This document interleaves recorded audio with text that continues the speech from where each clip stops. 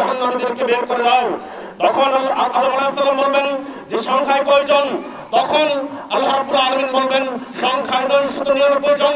রাসূল সাল্লাল্লাহু আলাইহি ওয়াসাল্লাম বলেন এই কথা শোনা মাত্রই ওই সময় কিয়ামতের প্রাক্কালে যেই সমস্ত শিশুরা জন্মগ্রহণ করেছিল তাদের মাথার চুল সাদা হয়ে যাবে, তাদের মাথার চুল সাদা হয়ে যাবে। সেই দিনটা কত ভয়ানক হতে পারে, সেই দিনটা কত ভয়ের হতে পারে। নবী আলাইহিস সালাম আল্লাহর সাথে কথা বলতে পারবেন না। নবী মুসা আলাইহিস সালাম আল্লাহর আরশের পায়ে ধরে থরথর করে কাঁপতে থাকবেন। নবী মুসা আলাইহিস সালাম আল্লাহর সাথে কোনো কথা বলতে পারবেন না। ওই সময়ে কেউ কারো কথা কোনো স্মরণ করবে না। এই জন্য নবী মুহাম্মদ সাল্লাল্লাহু আলাইহি ওয়াসাল্লাম বলেন, আল্লাহ বলেন যে ব্যক্তি দুনিয়াতে নিরাপদ থাকবে, হিসাবের কথা বেমালুম হয়ে যাবে, ওই ব্যক্তিকে আল্লাহ রাব্বুল আলামিন কিয়ামতের দিন নিরাপত্তা দিবেন না। ওই দিন তারা ভয়ের মধ্যে থাকবে, আতঙ্কগ্রস্ত থাকবে। যেই দিন জাহান্নাম চিৎকার করতে থাকবে, জাহান্নাম চিৎকার করতে থাকবে, তারপরে আযাবের ফেরেশতারা মানুষকে ধরে ধরে জাহান্নামে নিক্ষেপ করবে। পুলসিরাতের নিচে আগুন ধাও ধাও করে জ্বলতে থাকবে।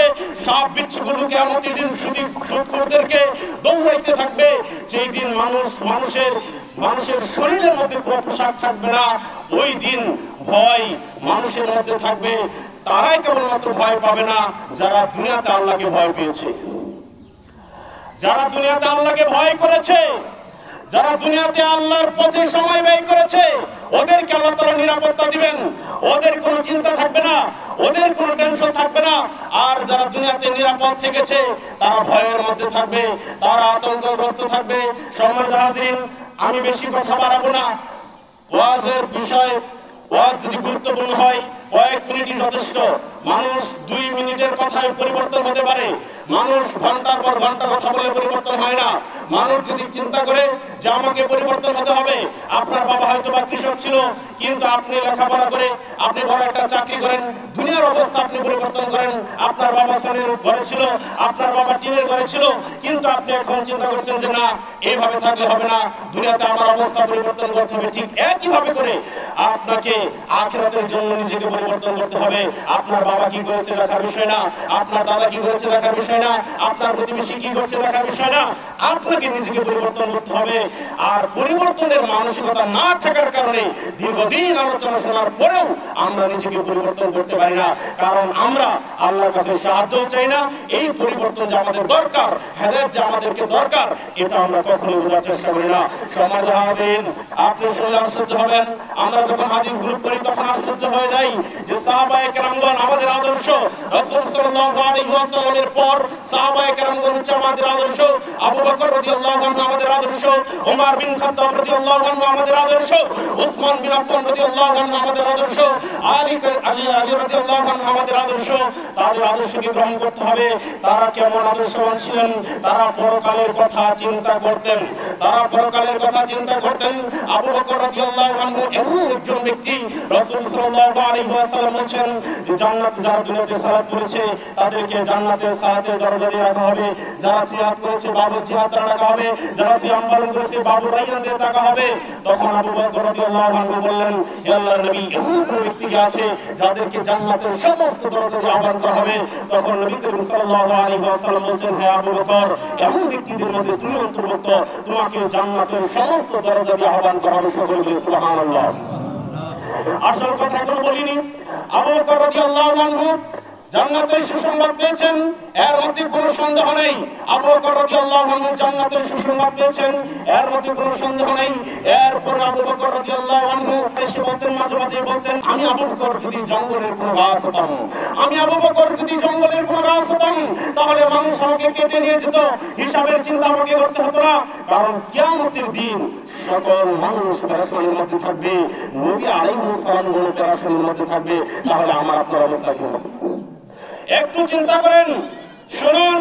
উসমান বিন আফফান রাদিয়াল্লাহু আনহু, যাকে আল্লাহ নবী সাল্লাল্লাহু আলাইহি ওয়াসাল্লাম কয়েকবার জান্নাতের সুসংবাদ দিয়েছেন, যাকে আল্লাহ নবী কয়েকবার জান্নাতের সুসংবাদ দিয়েছেন, সেই উসমান বিন আফফান রাদিয়াল্লাহু আনহু যখন কবরের পাশে দাঁড়াতেন, তিরমিজির 63 নম্বর হাদিস, তিনি শিশুদের মতো কান্না করতেন। আর কান্না এত পরিমাণ বেশি করতেন যে কান্নার কারণে তার চোখের পানি দিয়ে তার দাড়ি ভিজে যেত। কান্না এত বেশি পরিমাণ করতেন, তার চোখের পানি দিয়ে দাড়ি ভিজে যেত।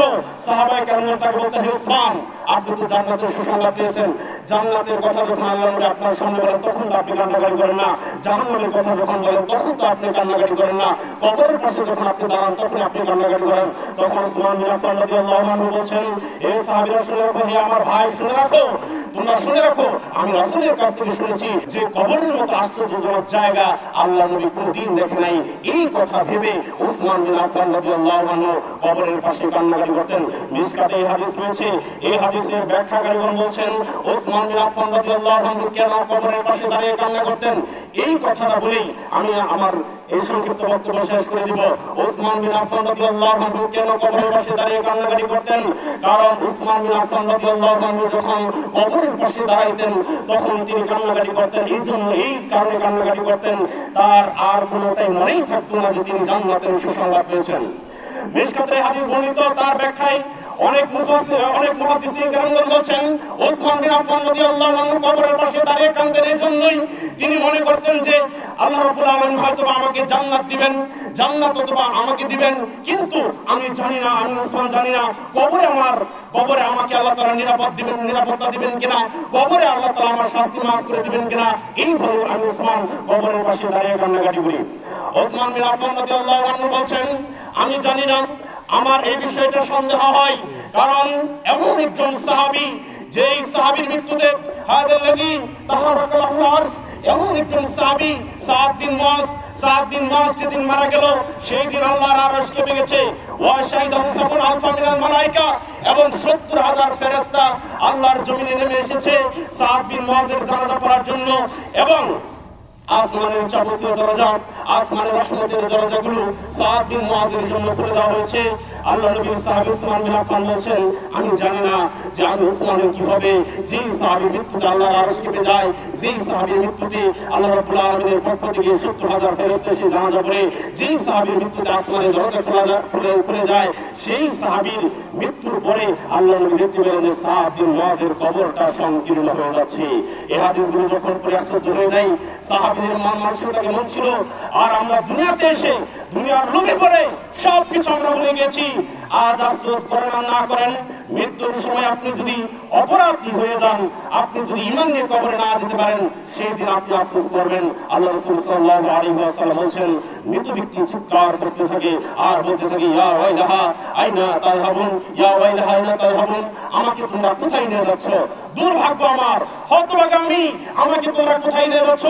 আল্লাহ নবী সাল্লাল্লাহু আলাইহি ওয়াসাল্লাম বলেন, লাউ সামিল সাল্লাল্লাহু আলাইহি, যদি মৃত ব্যক্তির চিৎকার পৃথিবীর পুরো মানুষ শুনতো তাহলে সে সাথে সাথে অজ্ঞান হয়ে যেত। আল্লাহ রাব্বুল আলামিন আমাদেরকে আখিরাতের ব্যাপারে ভয় পাওয়ার তৌফিক দান করুন। আমরা যেন আখিরাতের ব্যাপারে দুনিয়াতে ভীত থাকি এবং আমরা যেন এই দুনিয়ার জীবনকে প্রাধান্য না দিয়ে আখিরাত গঠনের জন্য কাজ করতে পারি। আল্লাহ আমাদের সকলকে সেই তৌফিক দান করুন। আমরা সকল বলি আল্লাহুম্মা আমিন। ওয়া আখিরু দাওয়ানা আলহামদুলিল্লাহি রাব্বিল আলামিন ওয়া মা আলাইনা ইল্লাল বালাগ। আসসালামু আলাইকুম ওয়া রাহমাতুল্লাহি ওয়া বারাকাতুহু।